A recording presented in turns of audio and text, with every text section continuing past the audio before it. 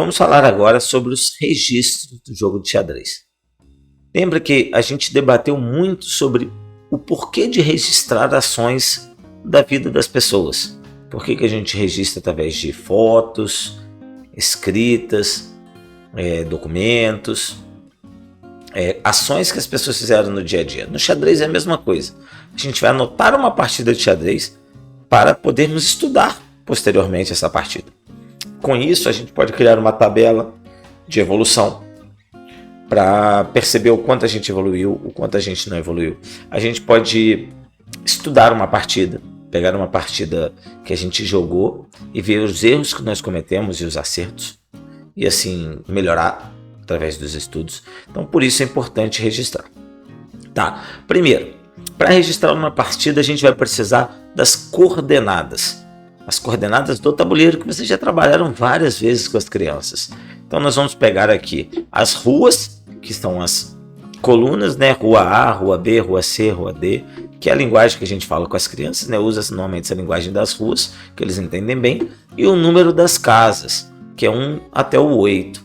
Então, o endereço vai ser, por exemplo, E4, primeiro movimento aqui do nosso jogo. Ele fez o E4 que ele escolheu aqui. Observe que aqui do lado ele aparece a opção E4.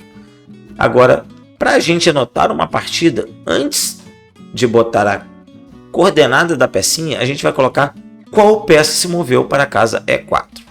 Porém, como nós temos muitos peões, convencionou-se que quando nós andássemos com um peão, nós não precisaríamos colocar o P na frente.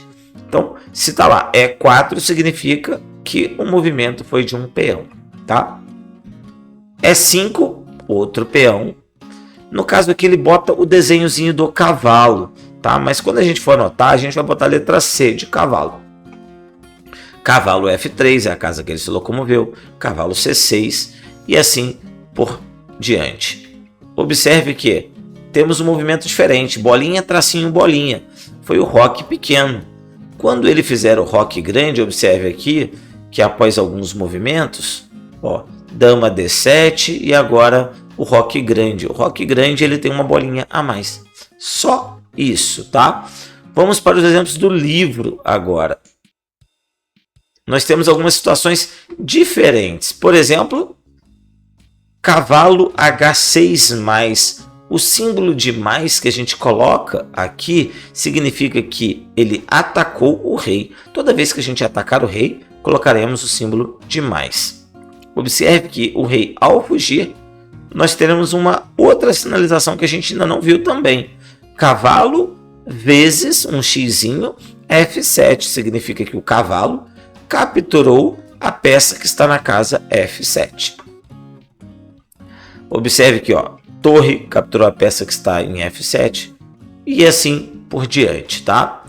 Agora, para mostrar um pouco mais dos movimentos, nós vamos mostrar um checkmate muito famoso e a sinalização de checkmate, como que a gente escreve isso no jogo.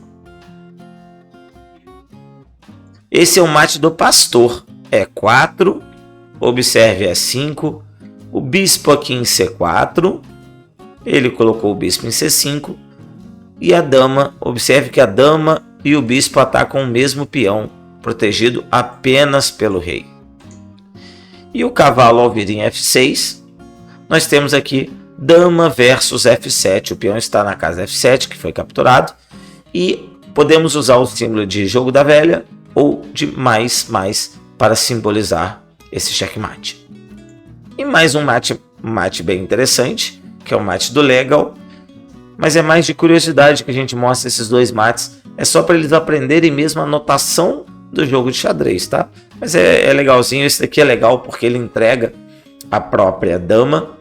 Observem que a gente está fazendo os movimentos, ó, bispo G4, cavalo C3, G6 e etc. E agora ele entrega a dama. Cavalo capturou o peão de E5. Nesse momento o bispo capturou a dama. E já entrou numa sequência que vai levar ao checkmate. E aí, cavalo D5, jogo da velha ou mais para o checkmate, tá bom? Importante aprender os registros para poder estudar. Importante, essa é uma aula muito legal para falar com os alunos da importância dos registros. Até o nosso próximo vídeo.